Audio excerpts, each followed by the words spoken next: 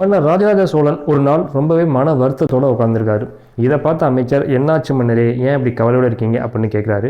அதுக்கு அவர் சொல்கிறாரு, நம்ம கட்டின இந்த அரண்மனைகள், கோயில்கள் இது எல்லாமே ரொம்ப நாளைக்கு நீடிச்சிருக்கணும்.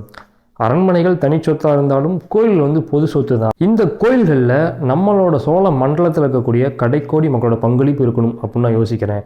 அதுக்காக நான் ஒரு திட்டத்தை கொண்டு வந்திருக்கேன் அப்படின்னு சொல்கிறாரு. அதுதான் விளக்குக்கு நெய்யும் வாழ்வுக்கு வழியும் அப்படின்னு சொல்கிறாரு.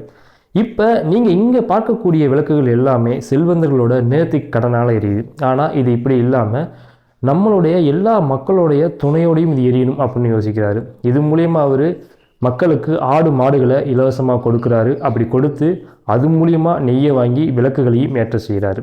இப்படி கொஞ்ச நாள் போயிட்டே இருக்குது. ஒரு நாள் மன்னர் கோயிலை சுற்றி வர்றப்ப அங்கே ஒரு விளக்கு மட்டுமே எரியாமல் இருக்குது. இது என்னான்னு கேட்குறப்ப அங்கே இருக்கக்கூடிய பணியாட்கள் சொல்கிறாங்க, இந்த விளக்கு தொடர்ச்சியாக 7 நாட்கள் எரியாமல் இருக்குது அப்படின்ட்டு. சரி, இதை நம்ம விசாரிக்கலாம் அப்படின்ட்டு போய் விசாரிக்கிறாரு. அப்போ அங்கே ஒரு பெண்மணி சொல்கிறாங்க, என்னுடைய கணவன் நீங்கள் கொடுத்த 42 பசுமாடுகளோடு இறந்து 1 மாத காலம் ஆச்சு அப்படின்னு சொல்கிறாங்க. என்னம்மா சொல்கிற, இறந்து 1 மாத காலம் ஆச்சு அப்படிங்கிற, ஆனால் 23 நாட்கள் விளக்கு எரிஞ்சிக்கிட்டு இருக்கு, கடைசி 7 நாட்கள் மட்டும்தாமே எரியாமல் இருந்திருக்கு அப்படின்னு அவங்க சொல்கிறாங்க. ஆமாங்க, அது உண்மைதான்.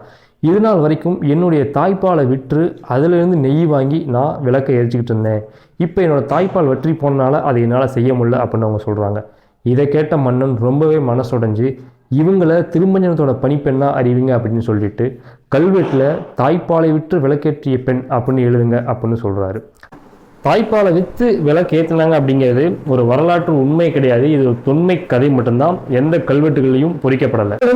அரசர் மக்கள் மேல எந்த அளவுக்கு அன்போடு இருந்திருக்காரு, அதுக்கு மக்கள் அரசருக்கு எந்த அளவு அர்ப்பணிப்போடு இருந்திருக்காங்க அப்படிங்கிறது தெரிய வருது.